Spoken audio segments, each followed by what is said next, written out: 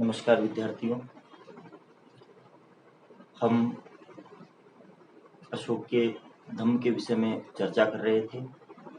आज के लेक्चर में हम अशोक ने धम्म के जो सिद्धांत दिए हैं उन्हें किस रूप में, किस प्रकार से जनता के बीच उनको क्रियान्वित करने का प्रयास किया, किस प्रकार से क्रियान्वित किया अर्थात उन्हें किस प्रकार से लागू किया, इसके विषय में आज हम यहाँ पर चर्चा करेंगे। देखिए, सिद्धांत बनाना आसान है परंतु उन्हें लागू करना बहुत कठिन कार्य है। अशोक ने प्रजा में इन सिद्धांतों को लागू करने के लिए, अपने धर्म को लागू करने के लिए बहुत सारे व्यवहारिक उपाय किए। इन उपायों में सर्वप्रथम उसने आम जन के दुख दर्द को समझा और उनकी आवश्यकताओं को महसूस करते हुए उनकी आवश्यकताओं की पूर्ति करने का प्रयास किया। इसके साथ साथ अशोक ने जो नौकरशाह थे, उन नौकरशाहों को, जो उसके अधिकारी कर्मचारी थे, उन्हें भी इस बात के लिए निर्देश दिए कि वे तत्काल जनता के लिए न्याय प्रदान करें अर्थात तत्काल न्याय दें और साथ ही साथ लोक कल्याण के या सार्वजनिक हित के कार्य करें। इसके साथ साथ उसने स्वयं भी लोक कल्याण और सार्वजनिक कार्यों का प्रतिपादन किया। उसने बहुत सारे सराय, कुएं, नहरें, सड़कें आदि जो सार्वजनिक कार्य थे वो करवाए। और इसके साथ साथ अशोक ने धम्म के जो उपदेश थे उन उपदेशों को पाषाणों पर अर्थात बड़ी बड़ी शिलाओं पर, पत्थर की शिलाओं पर उत्कीर्ण करवाया तथा इन शिलाओं को सार्वजनिक स्थानों पर लगवाया जहाँ पर ज़्यादा से ज़्यादा लोग इन्हें पढ़ सकें और इनका अनुपालन कर सकें। उसने जो मुख्य मार्ग थे उन पर इन पाषाणों को लगवाया। इसके साथ साथ जहाँ सार्वजनिक स्थल थे, जैसे मेले वगैरह जहाँ लगते थे, जहाँ पर लोग ज़्यादा इकट्ठे होते थे, ऐसे स्थानों पर इन पाषाणों को उत्कीर्ण करवाया, वहाँ पर लगवाया ताकि ज़्यादा से ज़्यादा लोग इन्हें पढ़ करके और इन सिद्धांतों को अपना सकें। इसके साथ साथ अशोक ने समान नागरिक आचार संहिता और दंड संहिता, सभी के लिए समान नियम बनाए, सभी के लिए दंड के समान नियम बनाए ताकि जनता के बीच किसी भी प्रकार का कोई भेदभाव न रहे। और इसके साथ साथ उसने धम्म आयोगों की नियुक्ति की। धम्म आयोग नियुक्त किए गए और उन्हें विभिन्न स्थानों पर धम्म के प्रचार प्रसार हेतु भेजा गया, जिससे अशोक का जो धम्म था वो केवल भारत ही नहीं बल्कि विदेशों तक इसका प्रचार प्रसार हुआ। और इसके साथ साथ अशोक ने जो धम्म महामात्र थे उनकी भी नियुक्ति की, जो धम्म के उपदेश देते थे, धम्म के आदर्शों और उनके सिद्धांतों की व्याख्या करते थे। ऐसे महामात्रों की नियुक्ति की जिससे कि उसका धर्म सार्वजनिक और सार्वभौमिक बन सके।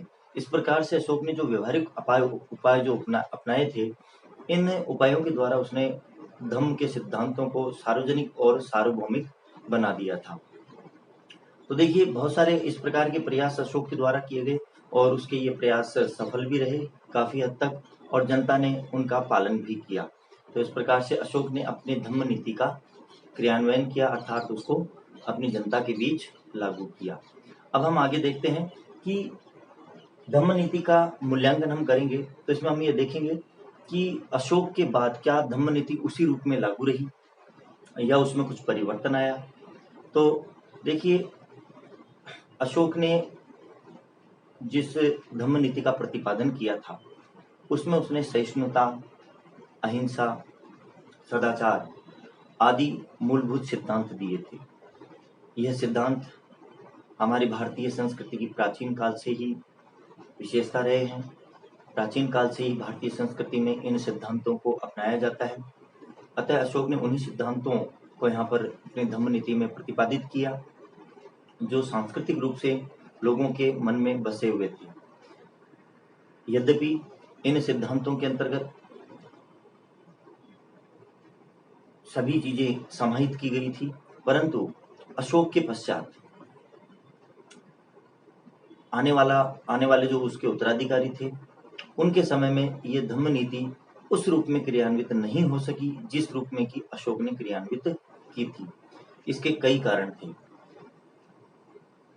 अशोक के बाद जो उत्तराधिकारी आए वो दुर्बल शासक थे, इसलिए उनके समय में साम्राज्य की जो सीमाएं थी वो काफ़ी हद तक असुरक्षित हो गई थी, बाहरी आक्रमण होने लग गए थे।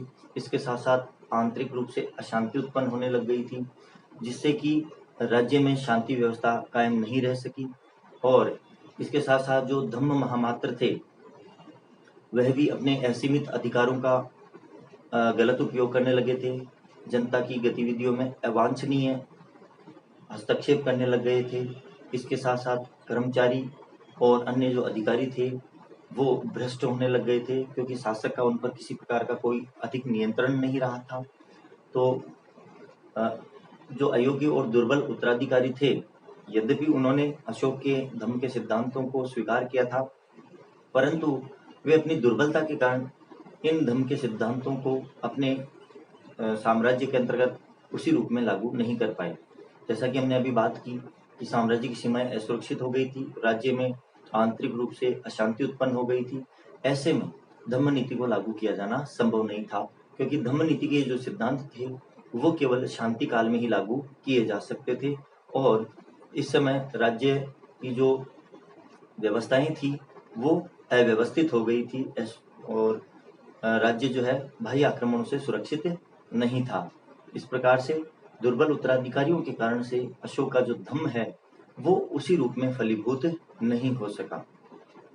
फिर भी इतिहास में अशोक को सराहना का पात्र माना जाता है, क्योंकि जो उसने धम्म नीति के जिन सिद्धांतों का उसने प्रतिपादन किया, एक मार्गदर्शक के रूप में जो उसने प्रतिपादन किया इन सिद्धांतों का, वो वाकई सराहना योग्य है, क्योंकि हमारी भारतीय संस्कृति की ये पहचान भी रहे हैं तथा वर्तमान में भी हम ये देखते हैं कि इन सिद्धांतों की बहुत अधिक आवश्यकता है और वर्तमान में भी उनकी उतनी ही प्रासंगिकता है जितनी कि उस समय थी। और अशोक ने ये जो सिद्धांत अपनाए थे धम्म नीति के अंतर्गत, ये उसकी दूरदर्शिता का परिणाम थे। अशोक ये जानता था कि जब तक इन सिद्धांतों को सही रूप से क्रियान्वित नहीं किया जाएगा तब तक राज्य में शांति व्यवस्था कायम नहीं रह सकती, एकता कायम नहीं रह सकती और साथ ही साथ राष्ट्र एक संपूर्ण राष्ट्र का निर्माण नहीं हो सकता। अतः एक आदर्श राष्ट्र के लिए इन सिद्धांतों को उसी रूप में क्रियान्वित किया जाना आवश्यक था। तो यहाँ पर हमने ये देखा कि अशोक ने काफी प्रयास किए धम्म नीति के क्रियान्वयन के लिए और काफी हद तक वो सफल भी रहा, परंतु उसके पश्चात आने वाले उत्तराधिकारी दुर्बल शासक सिद्ध हुए, जिनके समय में यह धम्म नीति उसी रूप में क्रियान्वित उचित रूप से नहीं हो सकी और अंततः मौर्य साम्राज्य 185 ईसा पूर्व में समाप्त हो गया। आगे हम बात करेंगे, नेक्स्ट जो हमारा लेक्चर होगा उसमें मौर्य प्रशासन की बात करेंगे कि किस प्रकार के कर्मचारी अधिकारी हुआ करते थे, किस प्रकार का प्रशासन था। धन्यवाद।